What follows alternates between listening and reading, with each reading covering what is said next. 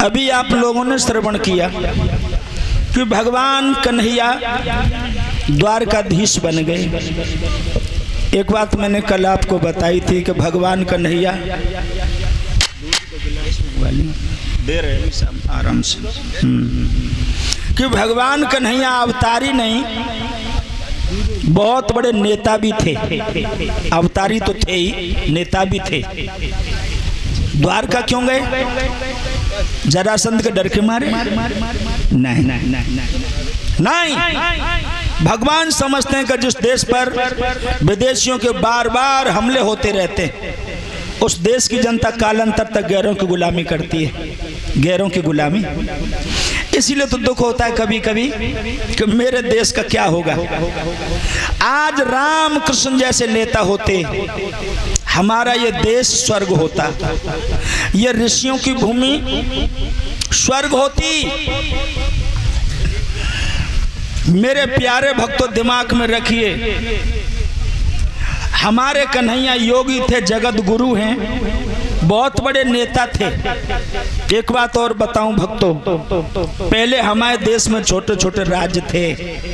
उन्हीं राज्यों में एक राज्य था विदर्भ देश। ये विदर्भ देश कहाँ है? आपके तो नजदीक है ये बहुत। जिला इटावा में जो विधूना है इस समय, विधूना, इस विधूना को विदर्भ देश कहते थे। और विधूना से 8 किलोमीटर पश्चिम दिशा में जब चलते हैं, कुदरकोट नाम का नगर है। लॉकडाउन से पहले हमारा विशाल कार्यक्रम हुआ था। कुदरकोट नाम का नगर, जो इस समय, पहले उसका नाम था कुंदनपुर, अब हो गया कुदरकोट। ये हमने जब इतिहास में पढ़ा कि कुदरकोट नाम क्यों हुआ, मुसलमानों ने कभी लड़ाई हुई थी, मुझे सन याद नहीं है, तो वहाँ के लोगन की कुदर कट डारी बताते हैं, इसलिए उसका नाम कुदरकोट पड़ गया। वो मैं समय मेरे को पूरा अंदाजा नहीं है, तो इसका नाम कुदरकोट ऐसे पड़ा। और हम कुंदनपुर कहेंगे क्योंकि कथा को लेके चल रहे हैं। तो कुंदनपुर में कौन राज करते थे?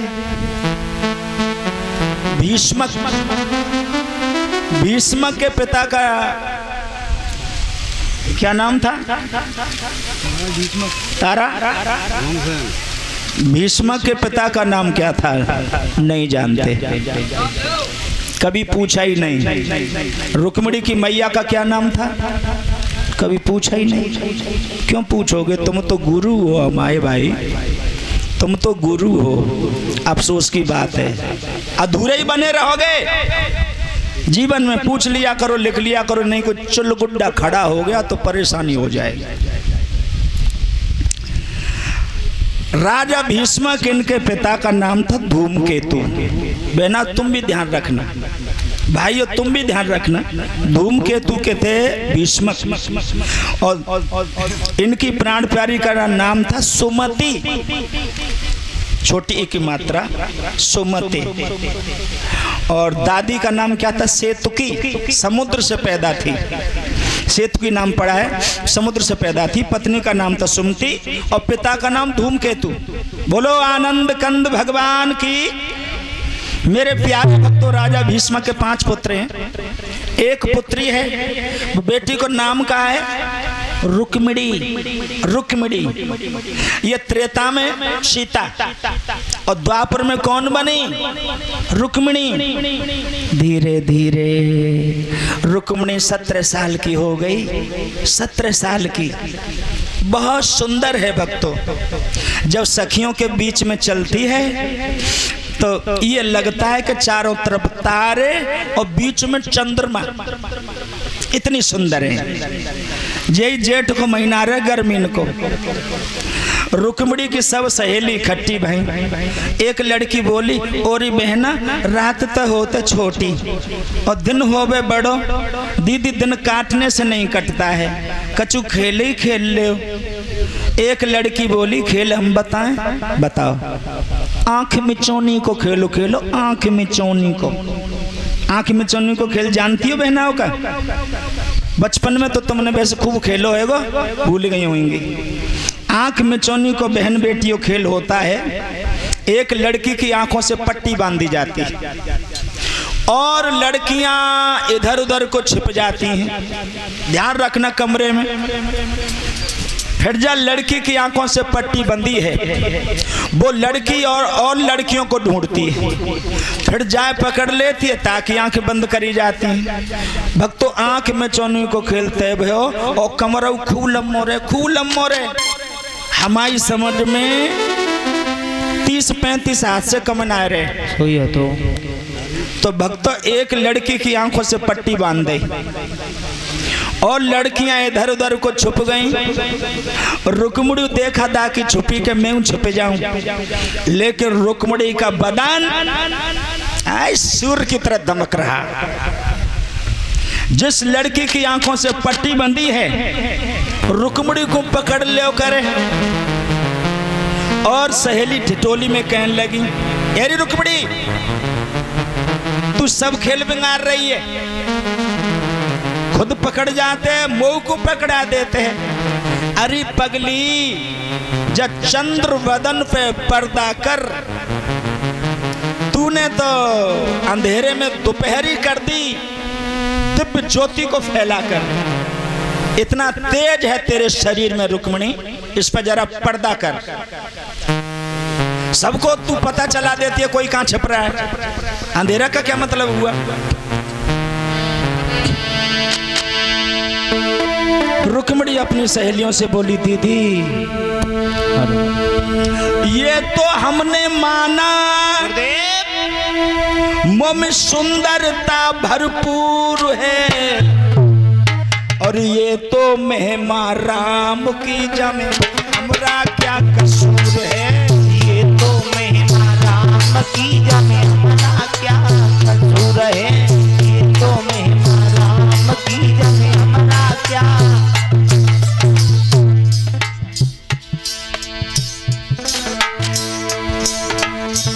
ये तो हमने माना गुरुदेव मुँह में सुंदरता भरपूर है, ये तो महिमा राम की जमे, हमरा क्या कसूर है।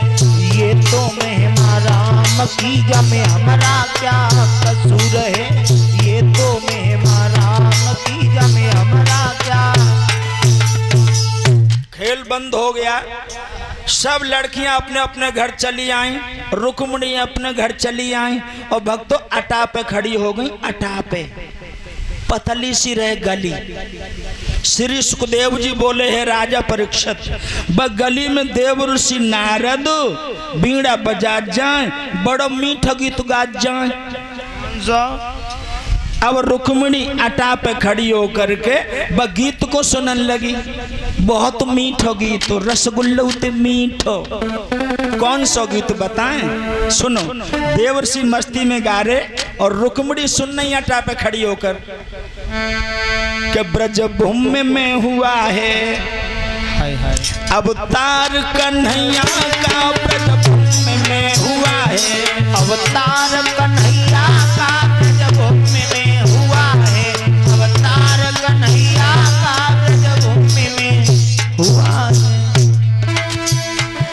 ब्रज भूमि में हुआ है अवतार कन्हैया का, सौभाग्य जिसने पाया। ए भैया, सौभाग्य जिसने पाया, अवतार कन्हैया का, ब्रज भूमि में हुआ है। अवतार कन्हैया का, ब्रज भूमि में हुआ है। अवतार कन्हैया का,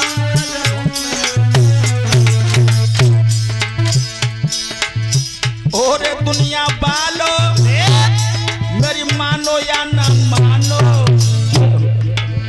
और दुनिया वालों मेरी मानो या ना मानो, तन मन से हो गया है शैलेंद्र कन्हैया का, ब्रज भूमि में हुआ है। अवतार कन्हैया का, ब्रज भूमि में हुआ है। अवतार कन्हैया का, ब्रज भूमि में हुआ है। जो रुक रुक्मिणी ने गीत सुनो, देवर्षि नारद को इशारा करो, ए बाबा, ए बाबा इधर आओ, ए बाबा इधर आओ। नारद जी सीढ़ियन ऊपर चढ़े गए। रुक्मिणी ने कालो कंबल बिछा दो, कटोरी में दही करके बूरो रख दो, चम्मच रख दई, ले बाबा दही खाए ले। देवर्षि ने दही पान किया, मुंह साफ किया और रुक्मिणी बाई गाल से दुपट्टा लगा के बैठ गई और बोली, स्वामी जी जे कौन को गीत गाए रहे। देवर्षि नारद कहने लगे, बेटी ब्रज में भगवान कन्हैया ने जन्म धारण किया है और जाने भगवान के दर्शन कर ले, बाकी सब पाप नष्ट हो गए। रुक्मिणी बोली, एक बात और बताओ स्वामी जी। पूछो बेटी। अब कन्हैया कहाँ रहते हैं। देवर्षि नारद कहने लगे, बेटी अब ब्रज को छोड़ गए, अब वे द्वारकाधीश हो गए। समुद्र के अंदर उन्होंने 48 कोस लंबा नगर द्वारका बना के तैयार की है। अच्छा एक बात और बताओ स्वामी जी। पूछो। उनकी शादी हो गई। देवर्षि नारद बोले, बेटी उनके बड़े भैया बलराम की शादी हो गई, श्याम की शादी ना है भाई। हाय, जो रुक्मिणी ने सुनी श्याम की शादी ना है भाई, मन ही मन में संकल्प कर लिया, क्या श्याम ना मिले तो मैं जोगिन बन जाऊंगी, श्याम ना मिले तो मैं जोगिनी बन जाऊंगी, श्याम ना मिले तो मैं जोगिनी बन जाऊंगी, श्याम ना मिले।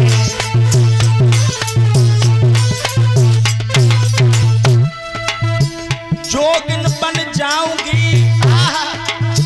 जोगिन बन जाऊंगी, सारी उमरिया की रोगिन बन जाऊंगी, श्याम ना मिले तो मैं जोगिनी बन जाऊंगी, श्याम ना मिले।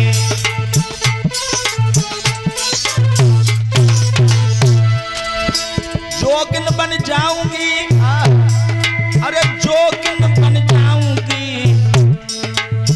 सारी उमरिया की रोगिन बन जाऊंगी, श्याम ना मिले तो मैं जोगिनी बन जाऊंगी, श्याम ना मिले तो मैं जोगिनी बन जाऊंगी, श्याम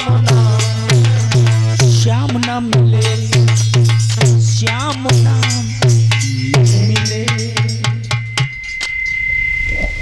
संकल्प कर लिया, क्या तो मेरे गले में बहियां पड़ेंगी,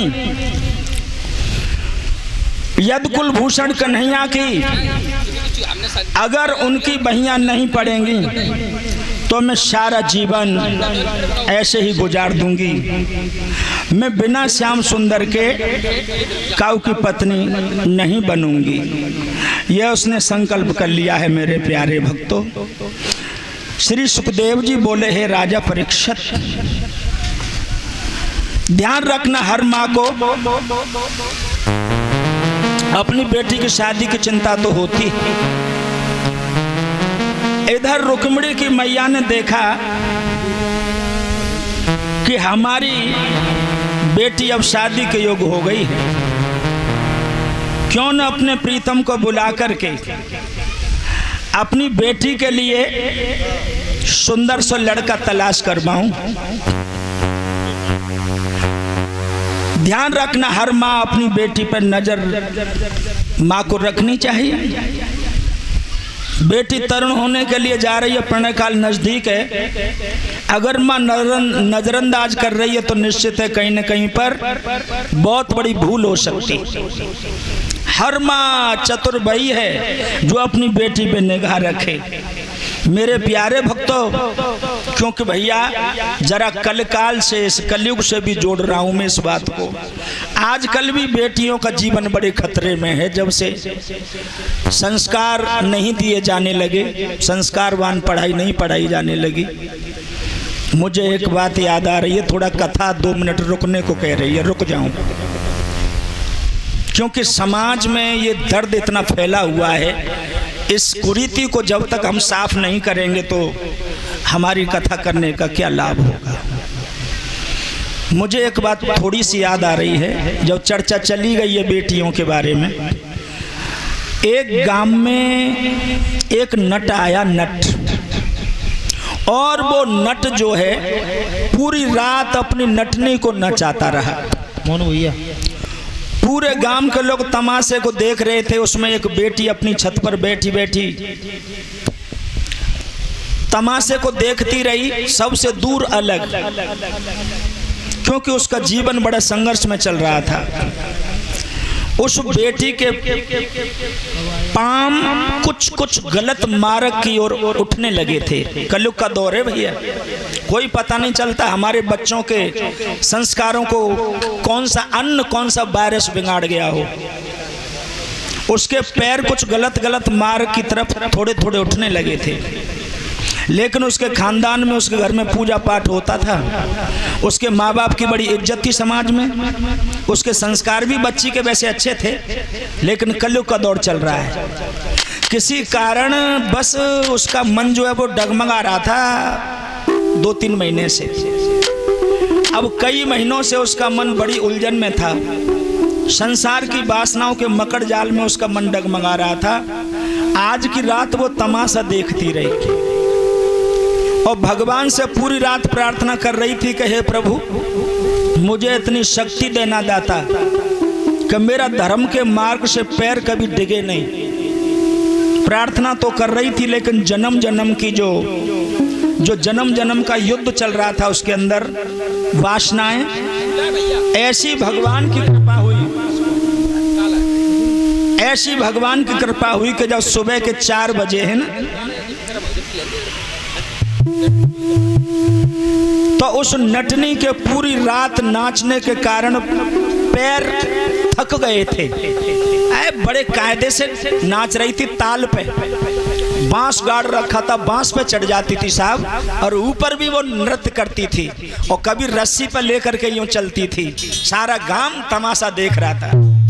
अब धरती पर तो बहुत नाचती थी वो, तो सारी रात नाची नटनी, और सुबह के जब 4 बजे भाई मशीन तो है नहीं, तो उसके पैर जो हैं वो थकने लगे, नाचने के कारण डगमगाने लगे। जैसे उस कन्या के पैर डगमगा रहे थे, ऐसे नटनी के पैर नाचने से डगमगाने लगे।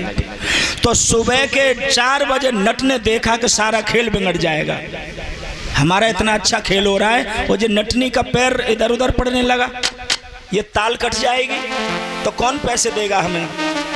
तो सुबह के 4:30 बजे वो नट एक दोहा गाता है अपनी नटनी के लिए। लेकिन जो समझदार लोग होते हैं ना, वो तो कहीं से भी शिक्षा ले लेते हैं। जो चरित्रवान बच्चे होते हैं, बच्चियां होती हैं, वो कहीं से भी शिक्षा ले लेती हैं। लेकिन जो समझदार और चरित्रवान बालक नहीं है, उनके कान पर ढोल बजे तो भी बात समझ में नहीं आती।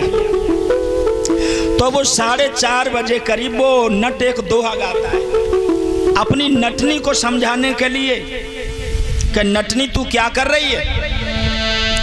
बहुत गई थोड़ी रही, अरे नटनी मेरी, रात बहुत बीत गई है, समय बहुत बीत गया है, अब थोड़ी सी देर की बात है, तेरे पैर कैसे डगमगा रहे हैं। बहुत गई थोड़ी रही, थोड़ी बीती जाई, और ताल भंग मत होइयो, नहीं कुले दाग लग जाए। एकदम से उसने तो दोहा नटनी को गाया था, वो बेटी अपने ऊपर दोहे को ले गई कि ये नट क्या कह रहा है। एकदम से उसकी वासना की नींद, अज्ञानता की नींद खुली। जैसे उसने वो दोहा सुना और उसने जाकर के अपने कमरे में भगवान शिव और गौरी की जो मूर्ति लगी थी उनके सामने सर टेक करके सौगंध खाई। माँ, मैं तेरा उपवास रखती थी सोमवार को, मैं भक्ति भी बहुत करती थी, लेकिन मन का क्या भरोसा। जब नारद जैसे, पाराशर जैसे, विश्वामित्र जैसे ऋषि मुनि भी बहक गए तो वो कन्या बेचारी क्या कर सकती है। लेकिन भाइयों, जिस पर भगवान की कृपा होती है उसे किसी न किसी का शब्द लग जाता है, किसी न किसी की बाणी लग जाती है और आदमी का जीवन बदल जाता है।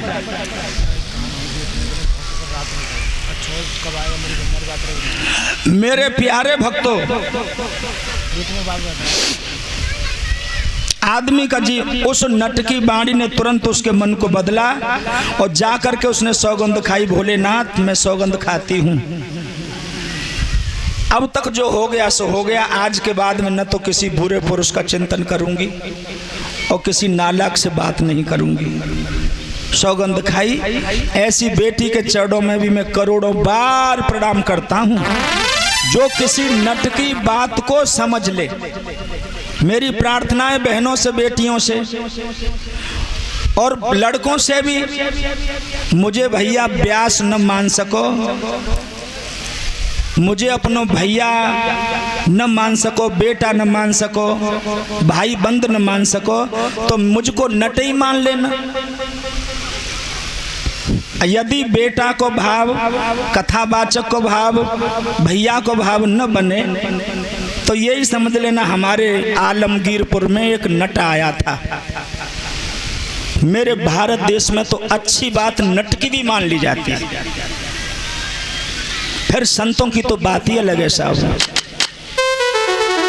तो मेरी प्रार्थना है कि आज यदि ऐसा कुछ चल रहा हो, नौजवान पीढ़ी से कह रहा हूं मैं,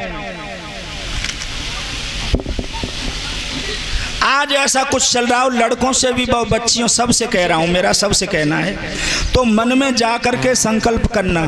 यही भागवत के मंच के आगे यहाँ सारे तीर्थ मौजूद हैं। पंडित जी ने मंत्र से सब तीर्थों को कलशों में स्थापित किया है, सारे देवताओं का आह्वान किया है। यहाँ पे सारे तीर्थ मौजूद हैं और भागवत की पोथी भी रखी है जिसके लिए सारा विश्व झुकता है। यदि ऐसा कुछ चल रहा हो मन में तो संकल्प करना भागवत के पांडाल में, मन ही मन में, कि आज से आज तक जो कुछ हुआ सो हुआ, लेकिन आज के बाद में ऐसा न होगा। हम कसम खाते शंकर भगवान के सामने, संतों के सामने, भागवत में व्यासपीठ के सामने मन ही मन में आप कसम खाएंगे तो भगवान आपकी मदद अवश्य करेगा, संत मदद करेंगे। संकल्प यदि आत्मा का होगा तो उसे कोई माई का लाल डिगाने वाला नहीं है भैया। खुद चाहोगे तो, और नहीं चाहोगे तो भगवान भी अगर उतर के आ जाए तो धर्म की रक्षा नहीं कर सकते। ये ध्यान रखें, हम तो कलयुगी जीव हैं साहब। मेरे प्यारे भक्तों, तो नट